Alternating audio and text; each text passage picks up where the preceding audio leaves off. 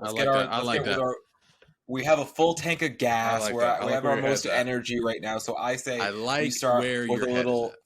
So I'm thinking about a little something, a little place warm. I'm thinking a little place Hold called on. Passing. Okay, So okay. so let's review Passing. Latest Netflix Yes. film. Yes. Getting some buzz. I'm Yeah, hearing a little bit of definitely. award buzz for some of these cast members Yep. directing. Black and white film.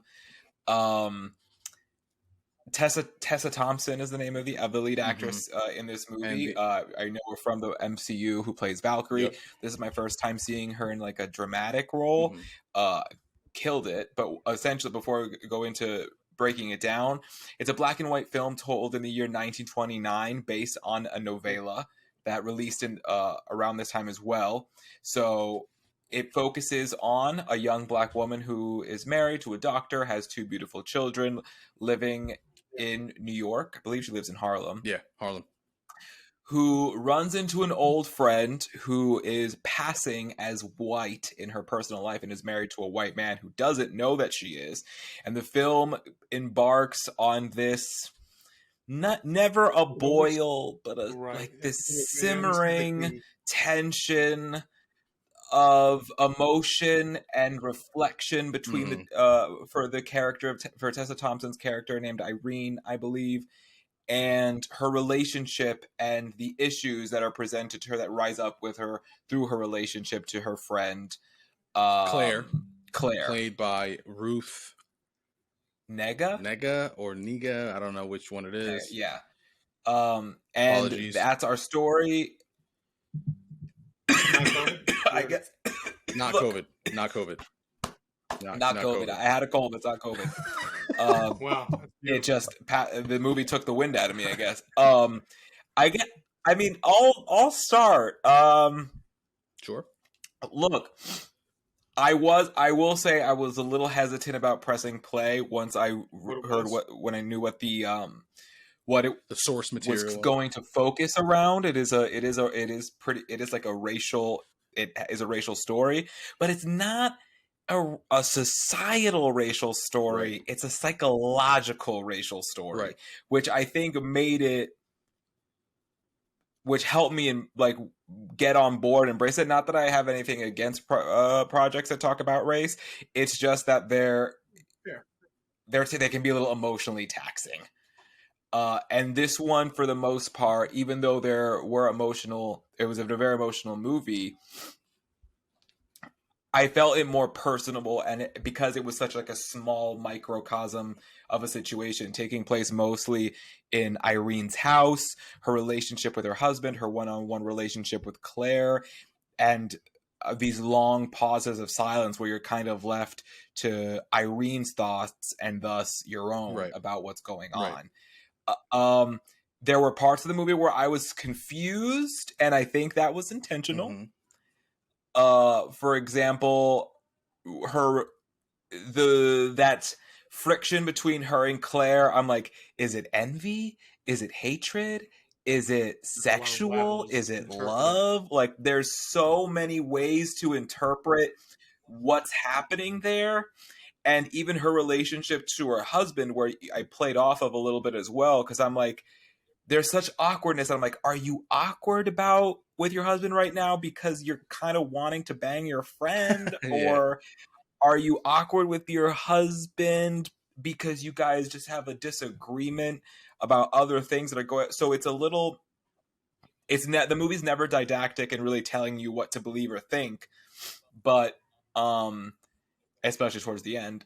And I just found that to be a breath of fresh air in this movie, because you know me, I like it when something doesn't tell its audience what to think. I like where you're able to just sit with it, interpret on your own, get the feel for what you're thinking. I think the movie did a fantastic job about talking about the psychological effects when it comes to the construct of race. Clearly the husband didn't know that his wife was black. Irene was trying to, at the very beginning of the movie, I had to go back and rewatch. because I was a little confused about the intro, but she was Mhm. trying to pretend to be, she was trying to pass to be white when she went where she went, which wasn't clear to me. And that just goes to further show how race is just, it's not real. It's something that we've made up. And yet it has very real consequences, especially in the lives of these two women. You have Claire wanting to have her white and eat it too. No, sorry. It's more, I know it's more of wanting to have her black and her white too. Came with I think that's more like being is white, what she's but then trying still to have do. like the her culture and everything, like of being black, like with it. That was a very Correct. like heavy kind of concept to kind of like navigate through. Right. Yeah. And I just I appreciated that depiction and seeing it in Irene, where there probably was jealousy, and there was, because maybe she wouldn't have had as easy of a time passing if she tried to do it more regularly, right? So if you could have the option to live that way, especially in that time, wouldn't you? Right. And so I think that maybe there's that friction between the two of them. I'll let you guys go. I mean, I have a lot of thoughts about this, but you touched on, I think one of the words that you used that really, I think, sums it up for me was it's a lot of interpretation that goes on in this movie. Like, there's a lot of stuff that you basically kind of have to figure. You can bring your mic a little. Bring your mic a little bit closer. Perfect. Yeah, no, there's a lot of interpretation in this film. Good. Like, there's a lot of stuff that you kind of have to be like, well, does it mean this? Does it mean that? Which I really, like you said, I like to enjoy stuff like that because it kind of keeps you on your toes. Right. But besides I loved the way they shot the movie in black and white. Like, even though it was black and white, it was so bright and, and vivid. One thing that I really enjoyed was the music in it. A lot of like that jazz, soulful type stuff that really kind of kept like it was either upbeat or like kind of like showed you a little bit of the tension that was going on. Like you said, it was like a pot of water that was just boiling, and when was it going to boil over? There was a lot of tension in the film.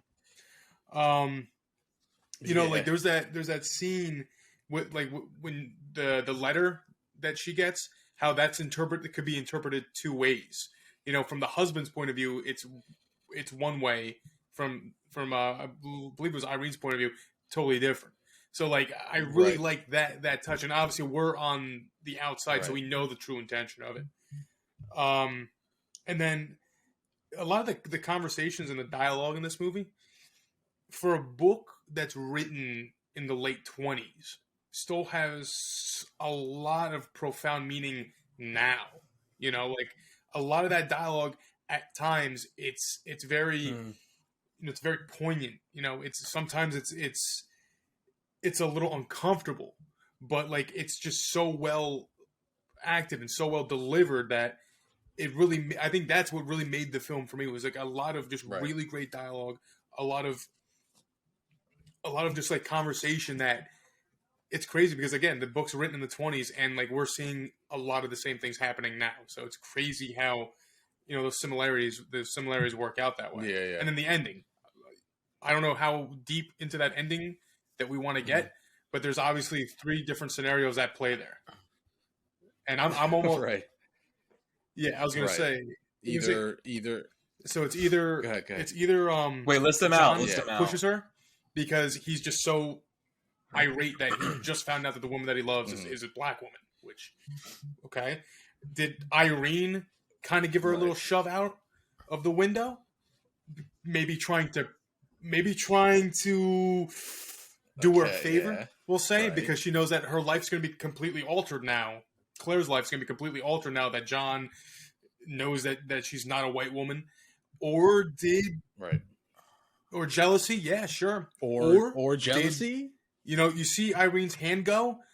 Did Claire just be like, you know what, this is a good ticket out, and just take herself out? Because... like, it's almost like... Because, John goes to grab her at the end when she's about to fall out that window. John goes to grab her, and it's almost like she alludes it in a way. Yeah. And did she do that because she knows there's no going back now? Like,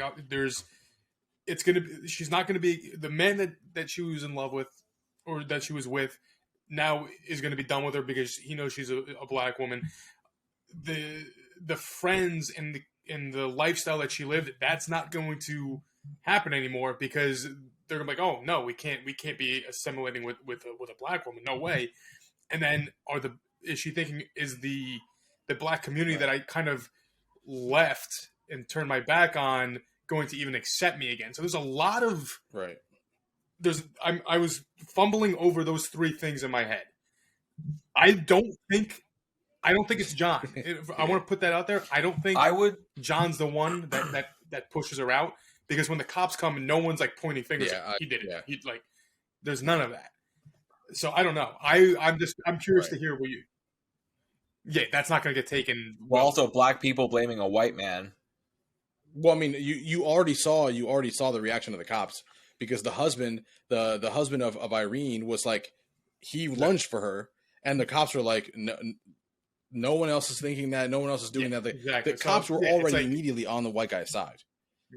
Yeah. So like the law's on the side. It wasn't until Irene came out and was like, he didn't push her, that the husband kind of backed off of it. But like, the cops at no point were going to side. You knew that was it, right? Like that's just how we knew that was going to happen. Yes, I was curious about how you guys interpreted it. Really, I want to say just real quickly. I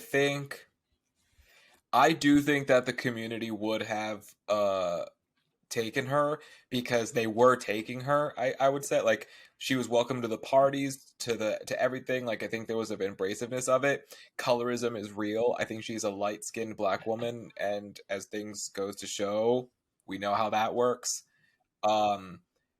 So I think that the better question in that situation is would that have been enough for her? Right. I think it's all really in her head at that point. In her head at that point, because if she's so used to privilege and having everything she wants and having the freedom that comes with whiteness, would she accept a world where she no longer has it? Okay. I'm gonna say Irene did it.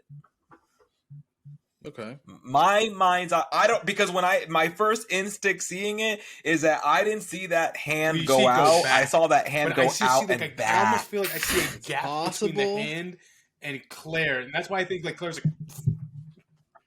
like there was a little bit of a gap. There was a little bit of a gap.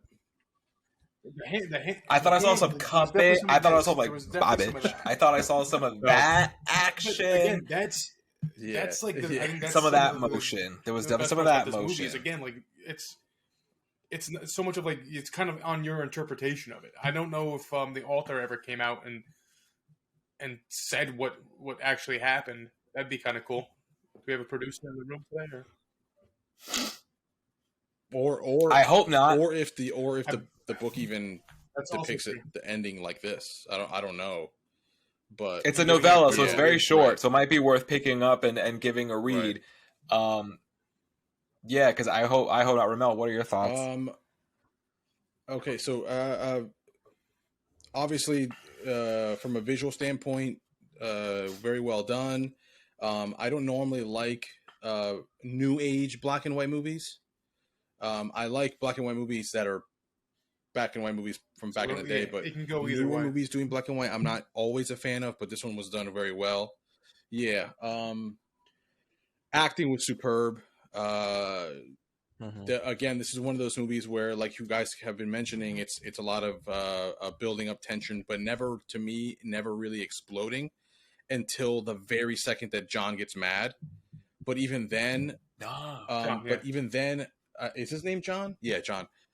It's John, yeah. Even then, it's like not really like an explosion to me. It's just like, okay, this is the reaction that we're expecting because he found out. But a couple. I'm not going to really touch too much on like the plot and everything because you guys kind of talked about that. I'm going to just kind of talk about some impactful things that I saw. Obviously, the first moment. Where two girls see each other, there's no words whatsoever. It's like the first scene of the movie, and you just see Irene staring at this girl staring it back, but they're basically like just acting with their eyes. which is a really really well done scene, because I think at that point, by that point, when you realize Irene knows who that is, and Claire knows who Irene is, but they're kind of like just talking just to they're kind of like telling each other, I don't know if I want to talk to you.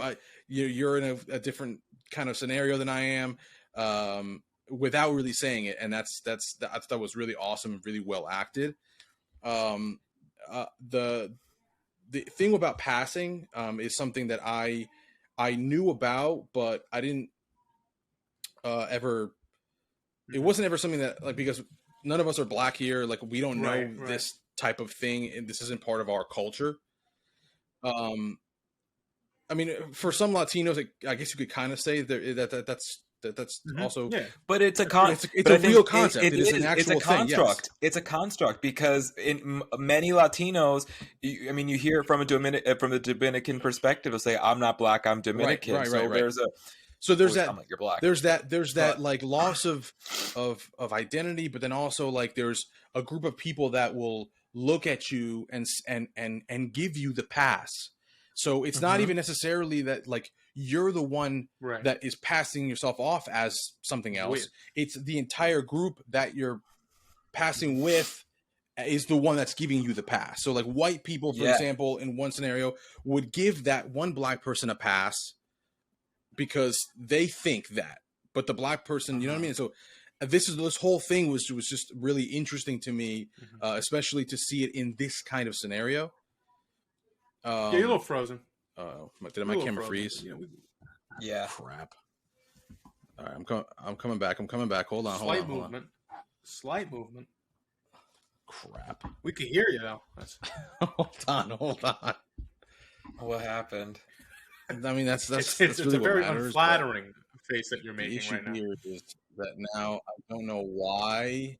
God darn it! All right, let me just. I can take it all out. No.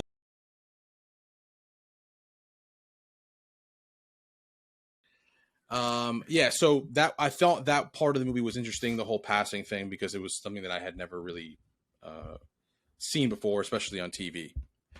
And then I think really it's the layers of the movie. It's like you guys had mentioned before. You don't know what Irene's intentions are, what she's thinking. You think it's possible that she's maybe in love with Claire.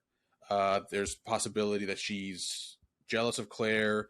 There's the idea that we are led to believe that the husband is cheating on Irene with Claire, or thinking about it, but we also don't know, and it's possible that all of this what's the word?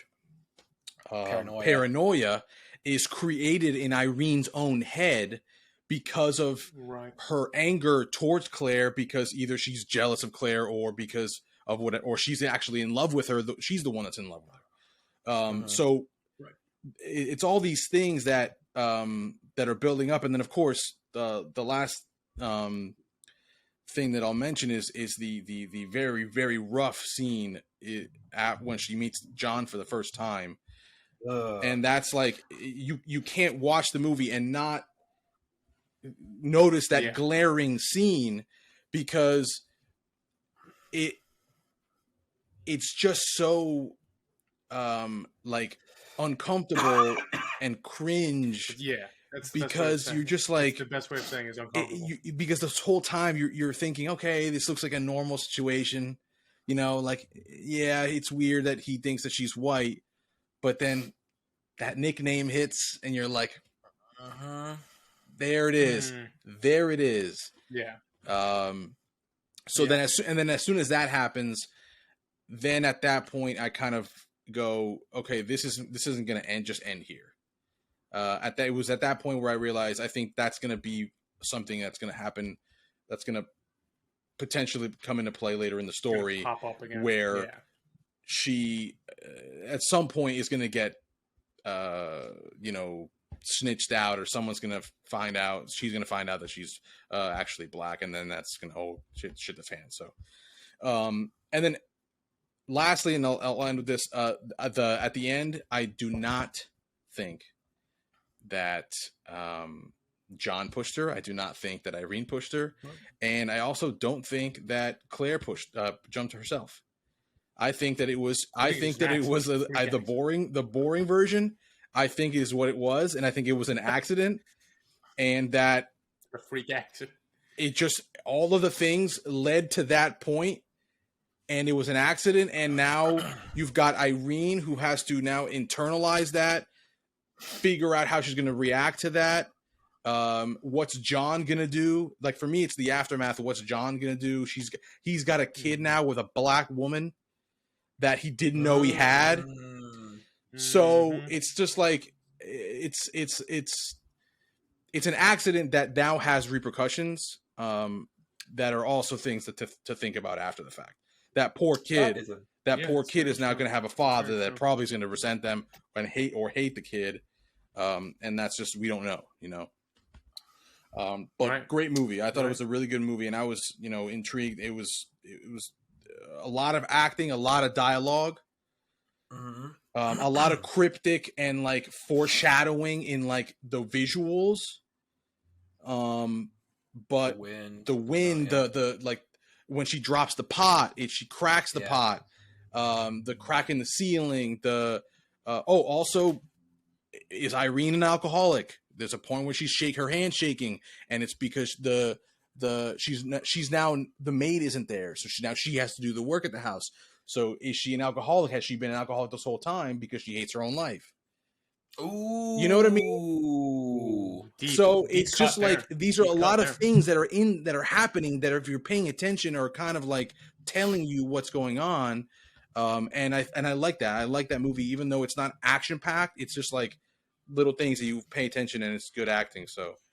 Right, it's cinema. It's just really good. It's just really good. It's just good cinema. It's good. It's an hour and a half movie. Not this big production. Great. This whole big thing. It's it's a really good hour and a half, especially on an interesting topic like this. Yeah. But yeah, so, scores. 9 out of 10. It's a really good movie. I'm going to recommend it to anybody who I think would like that kind of stuff. And it's a powerful conversation starter. Mm-hmm. Yeah. Pico? I'm going to give it an 8. Sole purpose, rewatchability for me is a pretty big thing. That's the only thing I can't see myself doing is like rewatching going back to this one a few times. It's heavy. It's not really a movie that's like a... It is, yeah.